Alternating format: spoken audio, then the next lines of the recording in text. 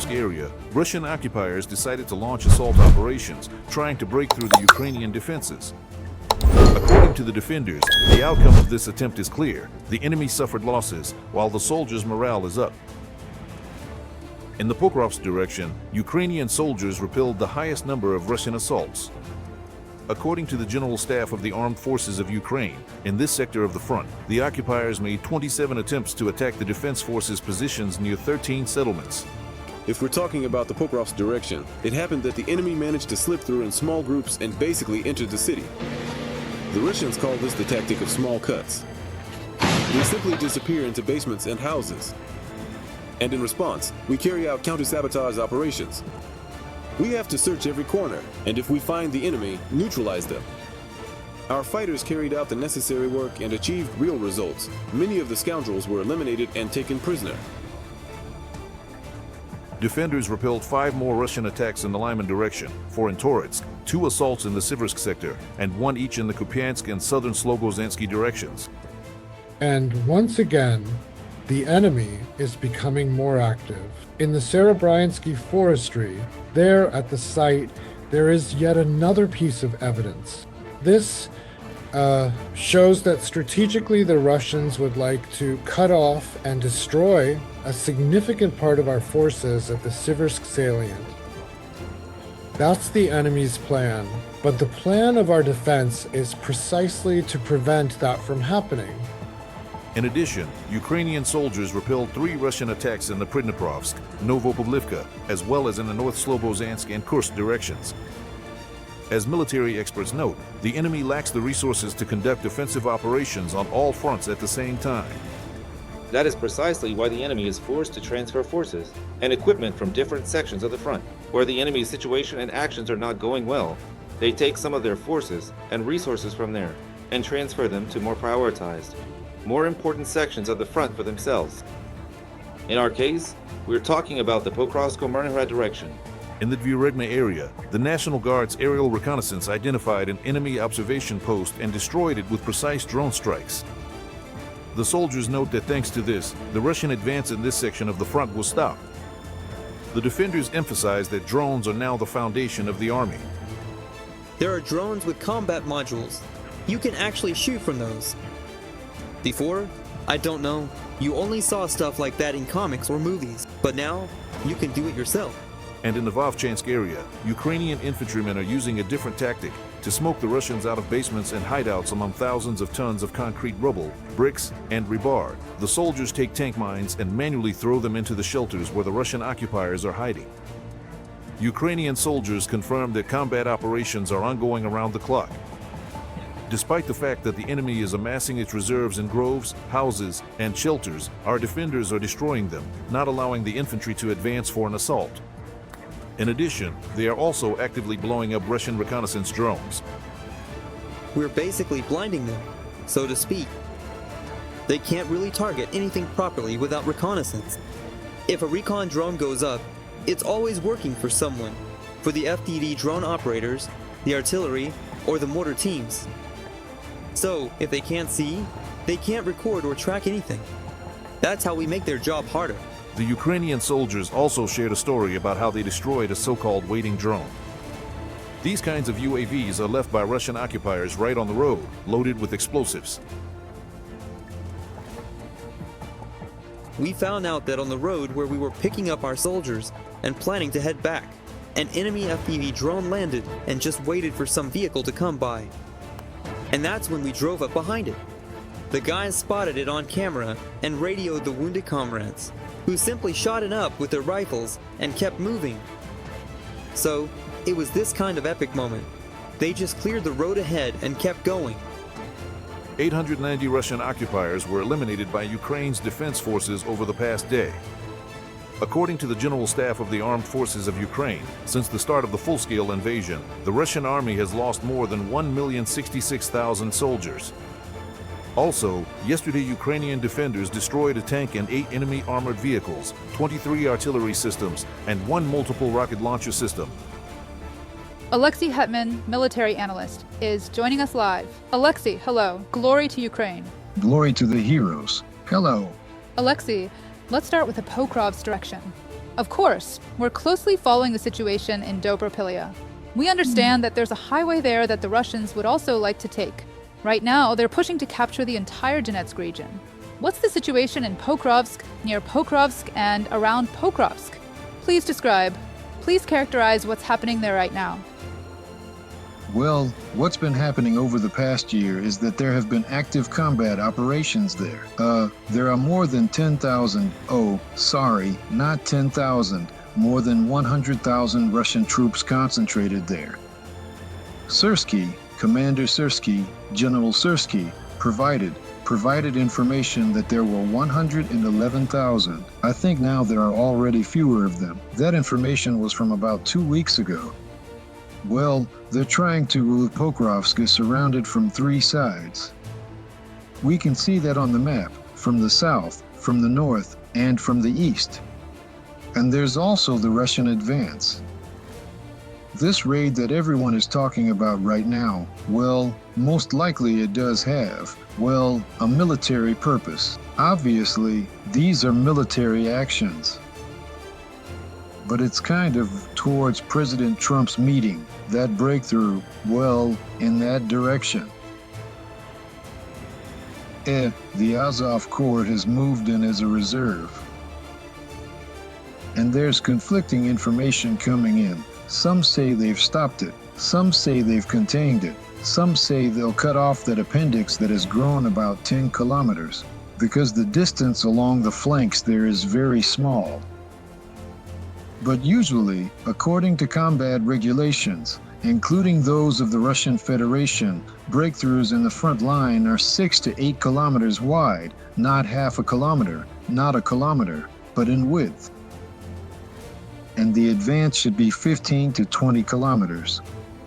Then, enemy forces from other sections of the front are brought in there, in this case, the Russians, and they will reinforce and try to somehow expand that bridgehead in width. Because what they have there now, basically, can be cut off pretty easily, and they understand that perfectly well. So, in other words, this is a successful Russian offensive operation, but it's pretty reckless. And I would like it to be over by the 15th, the way it should be ended. That is, to cut off this appendix and take those who are left their prisoner. If they surrender, then we know what needs to be done with them next. That's why the situation and the information coming in is quite contradictory, even from people who are directly on this section of the front. Their perspective is fragmented, sectoral, and it might not be wrong, but it's definitely incomplete. So, time, the near future, will tell. But now, it's a matter of hours there, not days. I think that by this time tomorrow, we'll already have a clear picture of what's happening there and how. Also, Alexei, the next point is interesting. The Russian occupiers are now throwing everything they've got at the Pokrovsk direction. Again, as both analysts and political strategists say, Putin is doing this on purpose in order to seize as much territory as possible in these final moments, so that he can later propose some kind of trade-offs. But if Putin is now sending his people to slaughter, let's be clear, you shouldn't call people a bunch, but since Russian occupiers are inhuman, he's throwing a bunch of his own people to their deaths. As President Zelensky said, the current loss ratio is 1 to 3, meaning 3 Russian occupiers for every 1, plus there are a lot of prisoners of war. Tell me, please, what is the military response to all this? After all, they're using small infantry groups, which is actually pretty clever in some ways. Yes, it's very risky. But, for example, as far as I understand, you can't really use artillery effectively against small infantry groups. Only drones and direct confrontations work. Or is there another way? As a military person, could you please explain? Well, there's really no other way. Well, a small group, well, you could use mines, I guess. Although mines, or mortars, you know, they're not used very actively right now, because it's pretty easy for drones to target them. especially if it's a heavy 120mm mortar. By the time you move it, a drone will already be on you. That's why artillery, yes, it stays out of drone range, but mines 3, 4, maybe 5 kilometers, drones get to them right away. So, it's tough to use mines. Small infantry groups, well, that's about strikes, sniper work, and machine gun teams. And of course, that's also the work of drones. You know, for this meeting, for there to be some kind of equal, it's not about grabbing more territory, but no one, our government, is not going to agree to any deals involving exchanging territory for territory.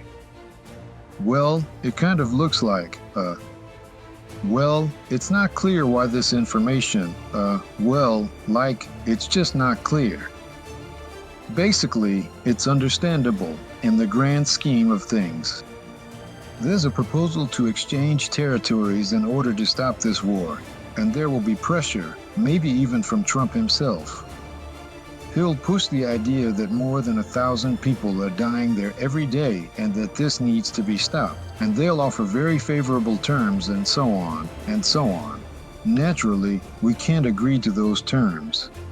The president of Ukraine made this clear. We have a constitution and we have the laws of Ukraine. If we say we want to live and continue living in a civilized world, then the authorities cannot break their own laws, because there is criminal liability for that. But no one is going to sign documents knowingly breaking the law and deliberately committing a crime. So these proposals about exchanging territories, they're just very sad. There's a sad suspicion that this is just so, knowing we'll refuse, they can later say, to Trump, for example, that he did everything possible, and that it's Ukraine that doesn't want peace. Russia wants peace, America wants peace, but Ukraine doesn't want peace. Well, that's the kind of cynicism that's just, of the highest order.